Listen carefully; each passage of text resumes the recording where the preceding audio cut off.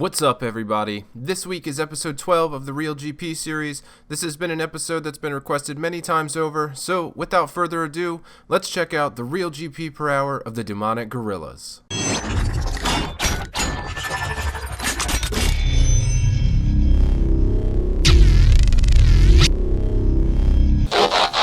As usual, I want to say thanks for coming back to check out another video. If you're looking for a place to hang out and make some new friends, consider joining my clan chat. The chat has developed into an awesome community that's always looking for boss teams and just helping each other out in general.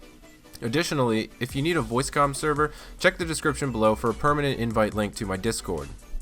So, on to this week's content. The demonic gorillas can only be found in one location, and this location is only accessible after the completion of the Monkey Madness 2 quest. If you need a guide to do this quest, please check out the description below. Normally, I'd go through the method of getting here, but since you can only kill these after the completion of the quest, you should remember where they are. The demonic gorillas are a somewhat tricky NPC to kill, as they resemble the tormented demons from pre-EOC RuneScape. This particular NPC will use overhead protection prayers against you, making it impossible to kill them unless you have at least two different styles of combat on you. The preferred way to do this is with melee and range. The melee weapon can vary, but the ranged weapon should usually always be the toxic blowpipe. I'll be more specific about the gear setup later on in the video. For now, let's jump into the background information. The demonic gorillas are a level 275 NPC with a hit points level of 380. They are aggressive and can be found in a multi-combat and a single combat area within the crash site cave. You'll generally want to stick to the single way combat area because prey flicking more than one of these at a time can get pretty difficult. Their max hit is 31 with their normal mage, melee, or ranged attack, but they also have a special attack. This special attack will drop a boulder from above you. If it hits you, it will do 1/3 of the player's current hit points. So with 99 HP, the max hit of this special attack can be 33. This attack is very easy to avoid as it travels slowly and gives you plenty of time just to move out of the way. As for the demonic gorilla's weakness, their primary weakness is the arc light. As these creatures are demonic gorillas, the Arclight will use its passive ability of inflicting more damage and a higher accuracy against demon-type creatures. It should also be noted that these can be killed in place of black demons if on a Slayer task. The demonic gorillas have an attack level of 205, strength level of 195, defense level of 200, and a ranged and magic levels of 195. Although their defense level is 200, they do take quite a bit of good damage from both the Arclight and the toxic blowpipe.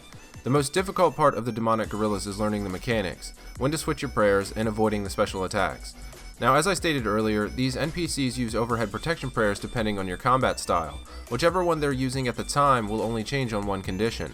Once you hit 50 or more damage with that current combat style that you're using, the overhead prayer will switch to protect from what you are currently using. You will then need to switch to your other combat style and continue putting down the damage. Now, since this video isn't actually a guide, I won't be going through exactly how to kill these. If you do need a guide, please check out the description below to find Ninja's guide on killing these. I think it's very thorough, well explained, and should help you out a lot if it's your first time attempting to kill these. As for the drops, there are several unique items that can only be obtained by both the demonic gorillas and their weaker counterparts, the tormented gorillas, both of which can only be found in the crash site cavern. First, we have the Zenyte Shard, which is used to create the best in slot jewelry for their respective combat styles. This is the most expensive drop on the Gorilla's table and is also the most common rare drop at a rate of only 1 in 300. Next, we have the Ballista Limbs and Ballista Spring, which are dropped at a rate of 1 in 500. The Light Frame is dropped at a rate of 1 in 750. And finally, the Heavy Frame and Monkey Tail are the rarest drops, which are dropped at a rate of 1 in 1500.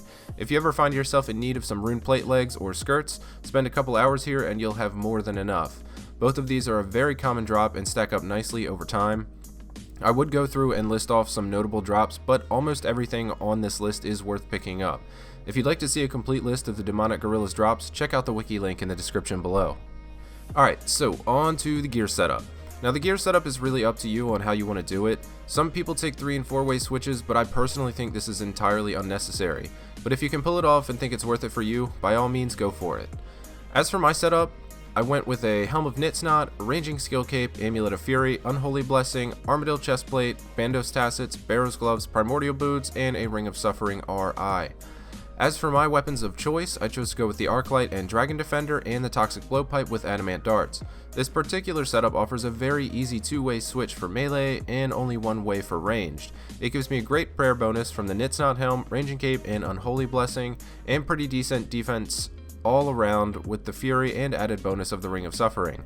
I want to make it clear here that I still hit very, very well with this setup. Kills usually only take me between 1 minute and 1 minute and 30 seconds. Now if you can't afford these items, consider using a Carol's Top, Varric Skirt, Dragon Boots, and a Berserker's Ring in place of their respective better items. As for the inventory, I'll be showing you two different setups, one for a beginner and one for a more advanced Gorilla Slayer. First, we'll start off with the beginner setup. For this setup, you'll want to bring a Super Combat Potion, Ranging Potion, 2 Prayer Potions, some House Teleports, a Royal Seed Pod, and fill up the rest of your inventory with Sharks. You will also see a Ceradoma Godsword in my inventory. This item is optional as I know it's pretty expensive, but if you can afford one, definitely use it here. It will help sustain you as well as extend your trips by a decent amount. This setup is basically for learning. When you're new to this, you will have to get used to the prayer switches and mechanics, so you will take some damage. Better to stay longer and learn than just have quick trips and tons of runs to the bank. As for the advanced setup, which is what I use when I'm not killing these for a video, I go with a Super Combat Potion, a Ranging Potion, 5 Prayer Potions, 6 Sharks, a Smoke Battle Staff, Rune Pouch, Royal Seed Pod, and some House Teleports. In the Rune Pouch, I have Nature Runes for High Alchemy, and I'm also able to store the Death and Law runes in there that I get from drops, saving me a couple of inventory spaces. With this setup, I can usually stay for over an hour or until my inventory fills up with loot. Alright, so now on to the loot. For the loot part of this video, I will be splitting it up into two different views. On the left, we will take a look at the loot and profit per hour of all drops excluding the uniques, and on the right, I'll be adding in the uniques to see what kind of profit per hour that gives me. So I did the normal 25 hours, and on average, I killed between 40 and 50 demonic gorillas an hour, which would put my total kill count somewhere between 1,000 and 1,250.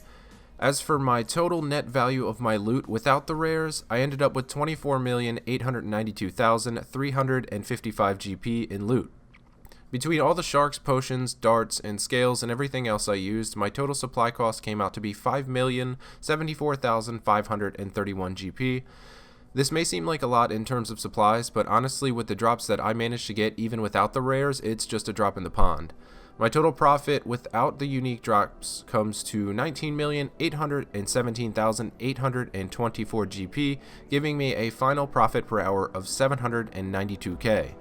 So even if I would have been extremely unlucky and not managed to grab any unique drops, I was still making almost 800k profit per hour here. So now for the juicy part, time to add in those uniques. Throughout the 25 hours, I managed to grab 2 Zenyte Shards, 4 Ballista Limbs, 2 Heavy Frames, and 2 Light Frames. This increases my total net value to 43,319,645 GP. The supply cost will remain the same, which gives me a total profit of 38,245,114 GP. And finally, with the rares added in there, I'm looking at 1.53 million GP profit per hour. Now this number here isn't exactly accurate, as the Zenyte Shard is only a 1 in 300 drop and all of the other uniques are considerably rarer. With a little bit of luck and RNG, I could have ended up with more Zenyte Shards, thus increasing my profit per hour by a lot. But as far as accuracy is concerned, the profit per hour without the rares is very close to being as accurate as it can be. If I had to make a guess, and by a guess I mean averaging the profit per hour from the no uniques and uniques, I'd say that you're almost guaranteed at least 1.2 million per hour here if you stay here for a decent amount of time. So now, as for my final thoughts, I think these are an absolutely incredible NPC to make some cash on. Spending just a couple of hours here could turn out to be incredibly profitable from just one Zenyte Shard drop. If you have the ability to kill these, I think you should be here every single time you're assigned to kill black demons for a Slayer task. You never know when that 1 in 300 drop rate will roll in your favor.